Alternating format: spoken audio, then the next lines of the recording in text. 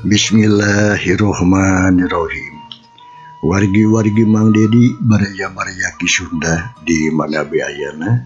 Alhamdulillah ayeuna Mang Dedi baris maju bagian anu ka 43 dina lenjeran carita Talaga Getih nu kiwari bagian anu ka 43.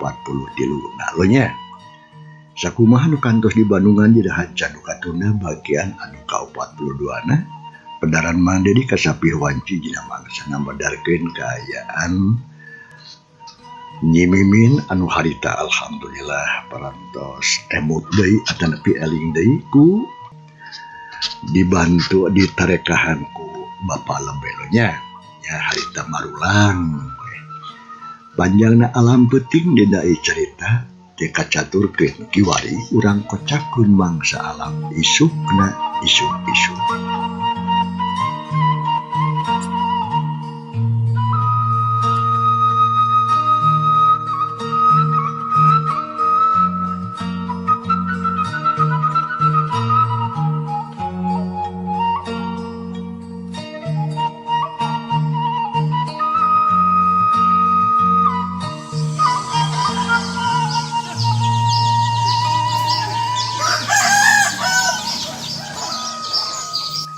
Manuk sakumaha biasa geus recet disarada patembalan jeung pada baturna bangun anu gumbira pisan diselang ku sora doma jiga nabai menta parab kadununganana hayam jago kongkorongo hayam anu keur anakan harita diasuh ku indungna mata kelar jeung mata waas mata poe meletek di belah wetan beuki lila beuki kaluhur Brai we alam caang. Nyi Mimin harita sakula warga geus harudang. Bapa Icang oge eta imah ngahajatur. Teu indit ka mana-mana harita teh. Aya we ngariung maturan jadi anakna sabab ngarasa langsung. Risiku bisi rempan ku sugan deui sok sieun aya nanaon dina mangsana manehna keur eueuh di imah.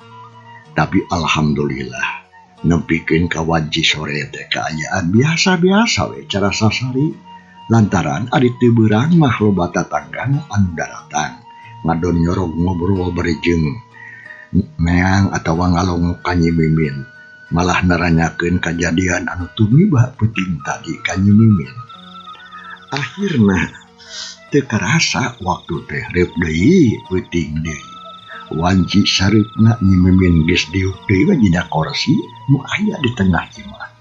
Sadangkeun indung bapana mah atuh harita keur ngajalankeun salat magrib. Ngahaja peuting eta mah Bah Icang oge teu indit ka masjid da pungguh melangkan nu jadi anakna cenah. Jandela jeung panto imah geus parageuh ditulahkan. Lampu cempor gede sangreungeut sarta ditunda diunggah tempat ngarah caang cenah. Dina peuting eta kaayaan alam teh biasa-biasa we sepi jempling eueuh sora anu kadenge salian ti sora jangkrik jeung gaang anu reang patembalan nya puguh we Nyi Mimin teh atuh harasa regreg sabab boga rasa lamun kaayaan di imah teh aman jeung tentrem sarta moal aya deui kajadian nanaon. Tapi edas barang nincak kana mangsa bada Isya Nyi Mimin leuwas sabab kaayaan di jero imah teh beut asa-asa jadi geeuman. Apa asa jadi keung kieu di imah aing teh jeung deui meni asa jadi geeuman. Nah, kira-kira aya naon deui ieu? Palang siang ceuk Nyi Mimin cudag cideug culang cileung ditenang kasebudeureun eta imah. Tapi da eueuh nanaon. Bareng jeung kitu torojo indung bapana nyalampeurkeun. Buk ge kedariu. Nyai aya naon?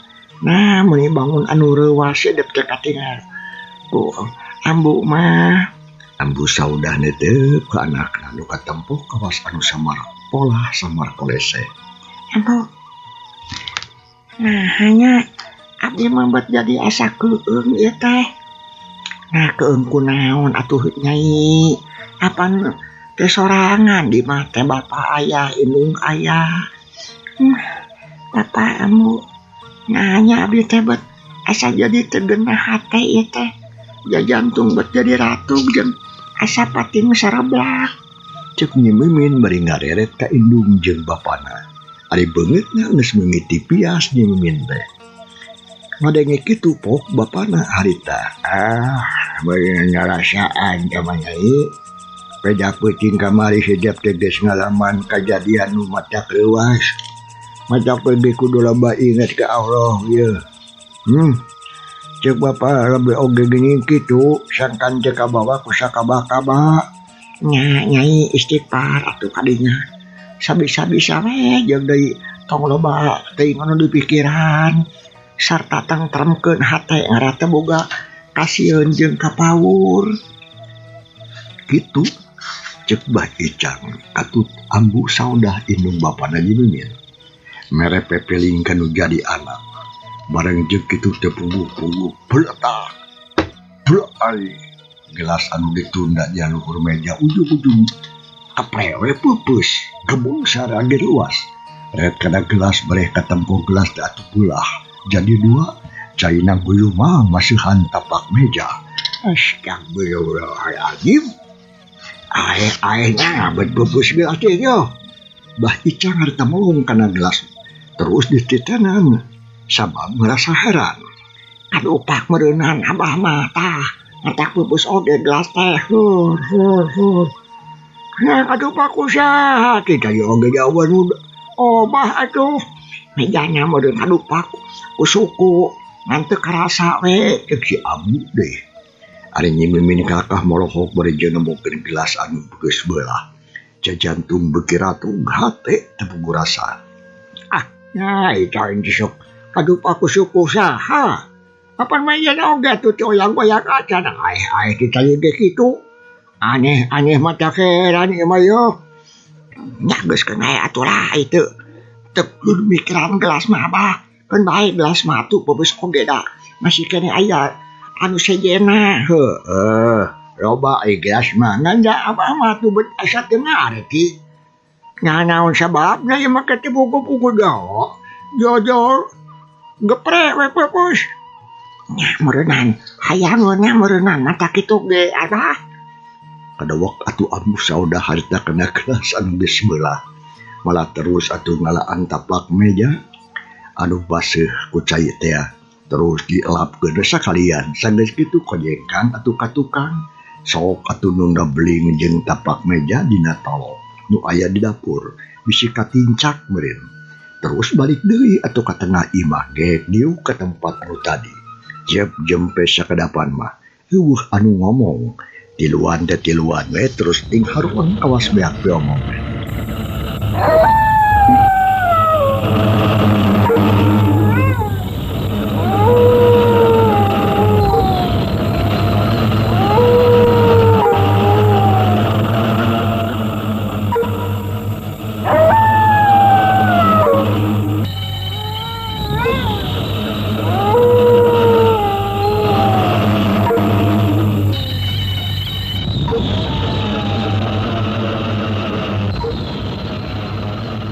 Barang jam kitu ujug-ujug cegung kadenge aya suara anjing babaung meni malungu sorana teh mata keung atuh kebog Nyi Mimin reuas terus diuk nangisan atuh kadeukeut indungna siuk teh teu punggu-punggu angin ngagelewung sorana pating sareor nembah kana tatangkalan paralak kana kenteng bet kawas aya nu ngawuran gebon atuh sare oge reuas serta terus atuh selipelong. Nyi Mimin awak ngeleper awakna teh.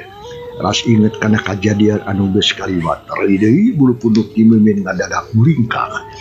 Abah, coba eta dengekeun di luarna surat angin meuni ngaguruh. Nah, angin ti mana eta meuni dadak-dadakan kitu. Jeung deui kawas aya sora anu ngawuran kana kenteng. Aduh, puguh. Abah ge heran ge nah, abah tadi asa loba dedengan gitu teh. Yuh, jeung deui tah, beli asa mata keung kieu deui. Bah Icang atuh bari melong ka anakna anu keur ngahulang. Kawas anu keur malawung bae teu beda. Nyai anak din, tong kalau ngahulang atuh. Si sok istighfar kadinya. dina sieun Abah. Ih, kudu sieun ya moal aya nanaon apan di baturan ku apa jeung ku ameu teh. Ai, sing tengger we heula hijab teh ya. Marang jeung kitu nih kadang di luar teh aya nu seuri.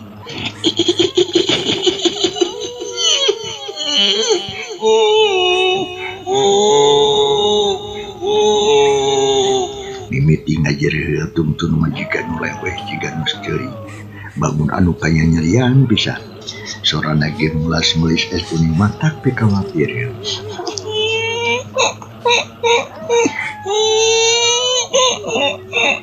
Kebetu nyi mimin jeung indung bapa nage ngarejag ruas. Awak nyi mimin ngalapen. Jajantung ratung kasabeuki rongkah. Sarta terus atuh nangkep pada awak indung merikeun kapaguh kesang tiis nyorolop dada. Renghap ranjung. Abah, aya nu ceurik bah. Aya nu ceurik di luar. Nyi mimin ari teh nyusup kana awak indungna. Ari si Abu ukur maloho kabar jeung ngadengekeun sora awewe anu memang kadenge jelas. Ceurik jeung sisibutkeun deui. Abah, tingkat itu tempon Hasan leweh teh di luar. Nya, jeung ka Abu ari naon ti. Omong ya tuh nya kayaan anu pasurut dia bisi lain jelema. Nah, terus lamun lain jelema mah tuh naon atuh nya coy, maju. Ya bah oga tuh teu bisa mastikeun. Jeung Abu Sauda duana ngajempe teu ngomong deui. Kaayaan di imah bet asa beutis geueuman bae. Sabot keur kitu atuh anas ning deui kadenge sora awewe anu ceurik merikeun kaaleg-alegan. Ayeuna mah kalaka asa beuki jelas jeung beuki tarik.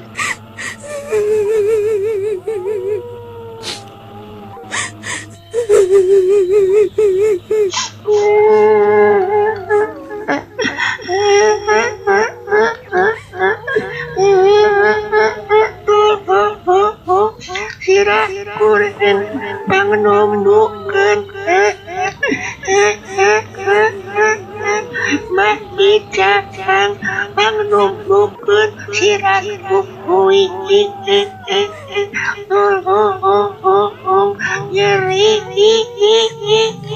Gitu cek sora alwe di luar harita mah cerikna bari jeung sasambat ka Bah Icang. Malahan mamenta tulung segala rupa sangkani panglumbukeun sirah kana awakna berenang. Bah Icang jeung bojona silireret. Duanana teu ngomong sakame-kame kacan. Jejempe we bari jeung ngadengekeun. Barang jeung kitu kolotrak bray janela imah ngadadak engam. Padahal mah tadi teh geus ditulakan pager. Tapi ku ayeuna kelakah muka sorangan terus atuh ngagemlang korea atuh Bah Icang harita nangtung. Da pungguh leuwas ari Abu Sauda indung nyi mimin harita nangkep paguh kana awak anakna. Duanana paungku-ungku bari jeung lepar bakat ku sieun. Retil wanana kana pelambah janela nu engap teh tapi eueuhna naon. Ngan ukur kitu we katempo kayaan di luar anu poek meredong. Abah janela muka Abah. Si Amu harta gugup tapi maksakeun ngomong. Ya muka lu. Hari tadi geus ditulakan atawa nya tadi mah geus Abah sarta geus dilaris deui. Tapi kunaon aneh bet bisa buka sorangan gancang tutupkeun Abah tong loba ngomong wae atuh. Pejengkan atuh Bah Icang keung-keung oge maksakeun ngadeukeutan kana janela.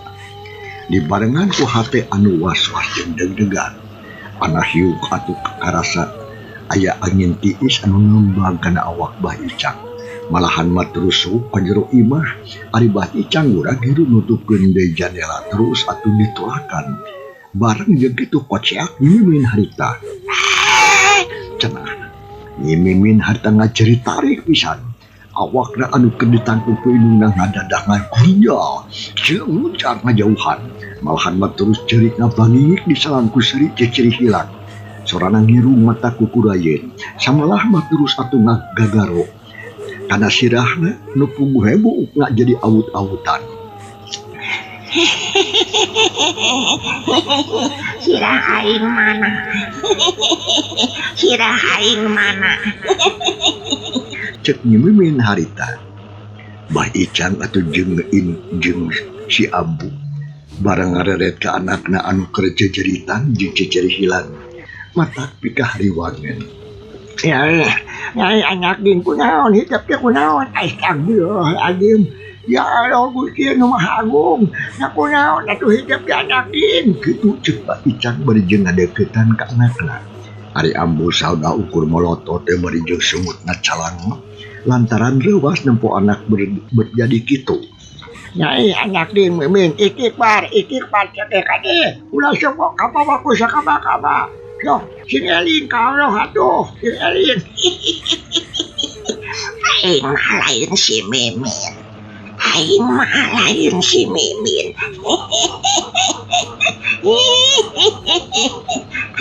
Jiu atuh hatna mimin. Haritar rikat luncat maksudna mah arek buru kana panto. Tapi sakilat atuh diceuang leungeun aku Abah Icang. Malah terus atuh diceklaan pageuk pisan. Nyemin anu gajar abrug-abrugan. Bari jeung teu eureun-eureun ceceritan leungeun anu sabulah dipakeun isnya karan. Tapi ku Bah Icang teu dilepaskeun, atuh amedeur we atuh harita. Kawas aya nu galungan bae.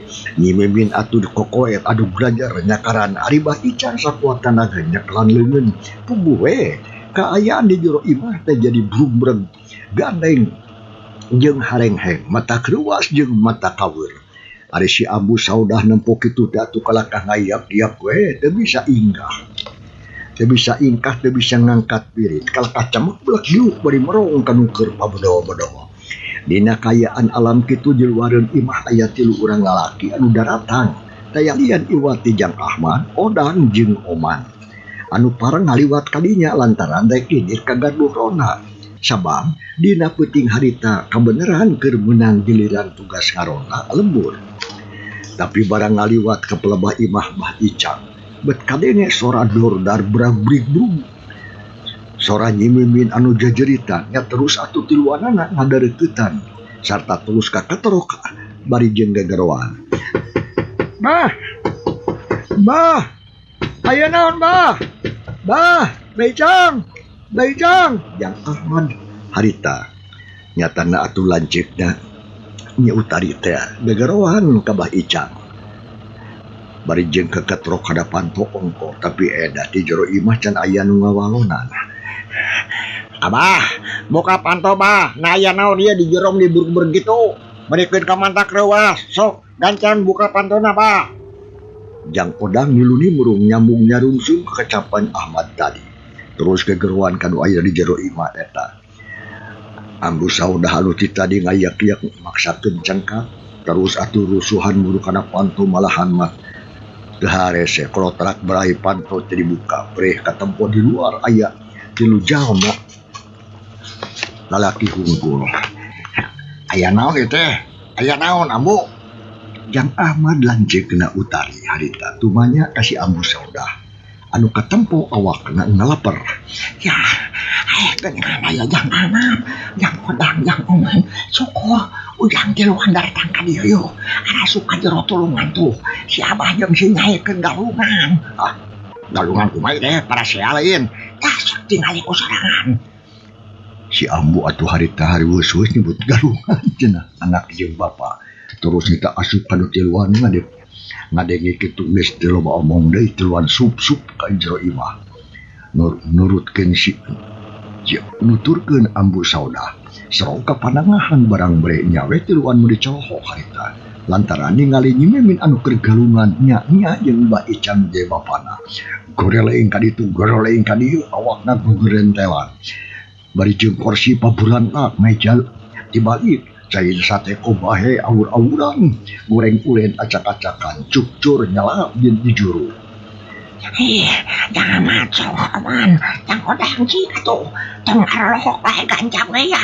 Tulungan siapa? Jeung si Nyai. Tuh, tak misakeun lain alam alohok. Itu cekalan si Nyai kasurupan. Itu cek si Ambu bari ngewer samping. Bari jeung nepah kana leungeun Jang Ahmad anu melohok bae. Ngadenge kitu mah Jang Ahmad jeung batuna sadar terus saung ngadeuketan ka Nyi Mimin. Leungeun jeung awak Nyi Mimin ditewak terus ditarik di bawah ngajauhan sarta terus direnjengan ku tiluan.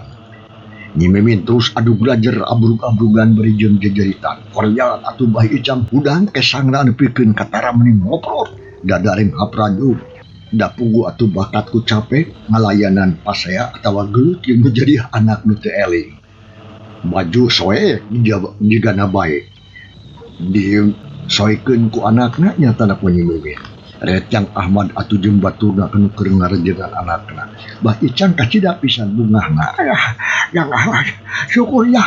Niluan kadang ya cici itu. Abah minta tolong ya pandangankan bapak, pandangankan bapak lebih. Ya, jembah ewan. Sahabat anu ayah datang buru-buru ke dia gitu cek abah. Saya bejakan anak abah Nyi Mimin jadi dari kasurupan anak kudu buru kenyang. Bah Icam minta tolong kanu tiluan sangkan Mang Neang keun cenah bapak lebih. Pok yang oman, Siapa? Nang atuh. nah siaplah raus oman indit urusuhan. Ari Jang Ahmad jeung Odang mah ngarejengan Nyi Mimin anu teu eureun adu belajar hayang lepas. Bareng jeung kitu tatanggana Jojo atuh daratang. Terus ceritanya lantaran sareang ngerasa heran ampun Nyi Mimin anu geus kanceuh deui bae. Samalah ayeuna mah kalah tambah parna. Bekelila bekel loba nu daratang kadinya akhirna ngagimbun deui bae minuhan imah Bapak Icam. Sanggeus aya kana sawatara waktu trojo palebe malah datang na oge bareng jeung Mbak Ewon diiringkeun atuh ku Jang Oman tukangeunana. Nya terus sakabehna arasuk ka jero imah gugdek dariuk nariung. Jeung anu araya jadinya, "Ayah, geus kunaon deui budak teh, Pak Icam?" Ayah. Hatur nuhun pada ampun, tapi ya gelut jeung pun anak. Geut. Aduh, juri kena kamari teh datang dia ka dia bangun nama. Saya ngaganggu ka pun anak alah meuli asa taah abi teh pada beh. Nya kedak kumaha atuh ari geus dia. Juri dia kawas nyambung ngenying ka gening terus dia ngaganggu ka pun anak. Ayah. Ya tuh baju gede ka soek, disoek. Musim Mimin. Amenya kudu sabar atuh Mbak Icam nya keun si Nyai malah urang tarekahan deui ku kuring. Manawa jeung manawi jurigna deui nira. Cek Bapak lebih ka Nyi Mimin anu harita keur pada ngarejengan ku Ahmad jeung ku Jang Odang. Terus dipelong bari jeung bari gegere nyaman mapatkeun jampe pamake. Kepo beungitna ditiup Nyi Mimin teh ku Bapak lebih. Koceak Nyi Mimin ngaceuk. Terus cerik ngabangingih bangun anu kanyanyerian. Tapi ayeuna mah awakna teu abrug-abrugan teuing. Nyi Mimin anak hik-hikan harita teh ceurik. Mun nu ayeuna suruh sumanding gawat Nyi Mimin. Cikok ngomong atuh. Saha anjeun teh? Sarta ti mana asa? Jeung deui naon sababna anjeun teh make ngaganggu? Cik sok gerawak cakakula. Itu cek Bapak lebih bari padon melong ka Nyi Mimin anu keur ceurik ngabangingih. Anak cerita Nyi Mimin harita. Sorana teh kalah beuki tarik mata kotorekan. Aing teh sudi, aing teh suka, aing terido awas ya. Kabeh oge moal aya nu disesakeun ku aing. Awas ya. Cek Nyi Mimin panon melotot ka Bapak lebih kawas anu hayang ngarontong. Ayo maneh. Nya kunaon atuh ieu teh? Naon maksud jeung tujuanna? Nah anjeun teh suka kunaon? Terido kunaon? Jeung deui nyaon atuh anu moal disesakeun di Cisok? Gerawak jeung balaka sangkan kaharti ku saya. Jeung deui saha anu diawas-awas ku anjeun? Cuk palebeh tumanya kalawan daria pisan ka Nyi Mimin teh nu harita keur kasurupan. Purila panon Nyi Mimin teh harita ngapurila baun anu gaak pisan. Sorot panon semu urung terus puncelik malah letah nage oleh-olehan jiga orai. Sia, teu kudu nanyakeun ka aing sia. Yang teu kudu hayang nyaho sia. Anu jelas mah kabeh moal aya anu disesakeun ku aing ngan karinungguan mangsana unggul. Cek Nyi Mimin ngomong itu cek Iki dipungkas ku Nyi Iki. Ari awak aprek-aprekan adug-adugan hayang lepas cenah panyakal Ahmad jeung Odang.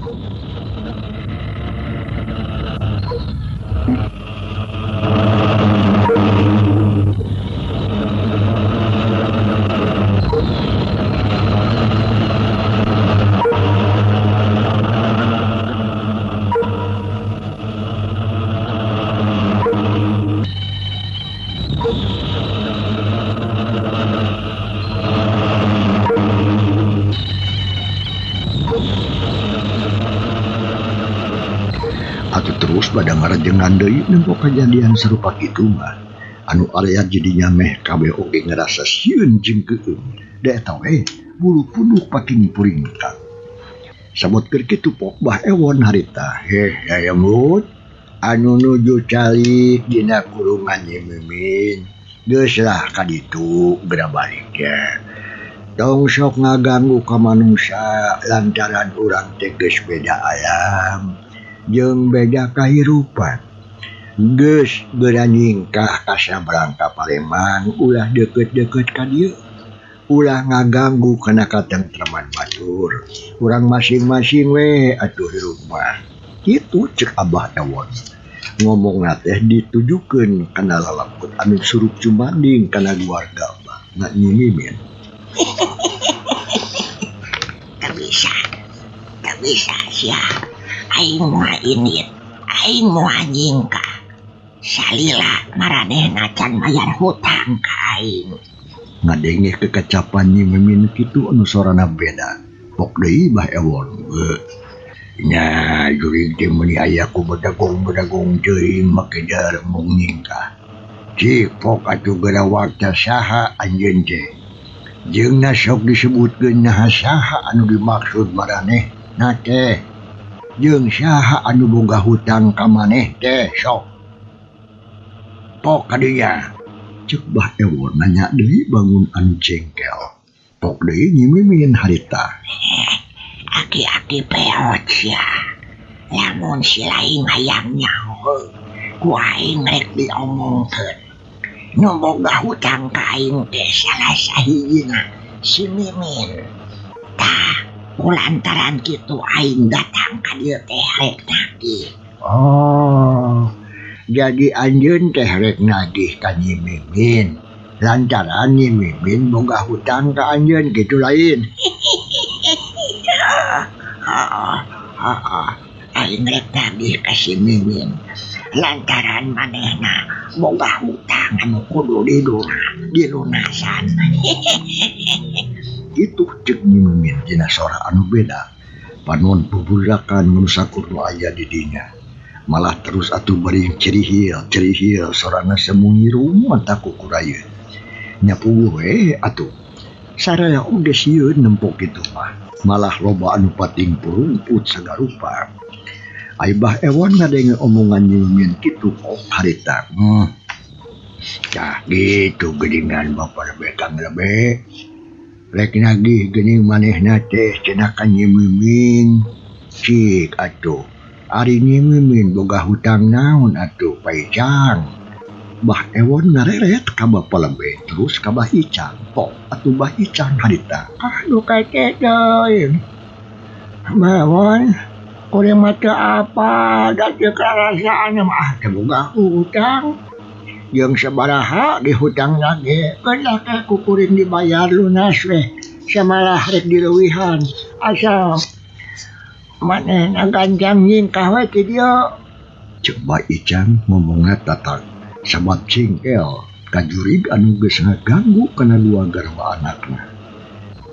Sabot keur kitu pok bapa lebe harita. Ya atuh. Lamun kitu masuk atuh geura sebutkeun sabaraha hutangna Nyi Mimin teh. Tuh rek dibayar cenah ku bapana samalah rek dileuwihan. Asal anjeun gancang ingkah ti dieu. Syardat tinggalkeun kurungan Nyi Mimin. Karunya atuh ari lila-lila teuing mah. Sabaraha cenah. Geus lah. Teu kudu seserian ganeng, teu nyari, teu ngeunah. Kadenge serina ge. Jeung deui anjeun teh teu matak resep kadengena. Dasar Lebih malat belagung bodoh atau talaya. Piraku sia teu ngarti. Aing mah lain rek nagih duit. Da aing mah teu butuh kudu kitu patut sia. Mimin nyarekan lak-lak dasar ka bapa lebe. Nyapuguh we atuh bapa lebe teh cok. Peda waktu cukup mangsanya kapan can para pamirsa. Ye carita kurang tunda heula. Kumaha atuh lajenganana insyaallah mun diberi neruskeun dicarita dina bagian anu ka-44. Hatur nuhun loh kumangrupi perhatosanna. Ujeng kantun kasadayana. Wassalamualaikum warahmatullahi wabarakatuh.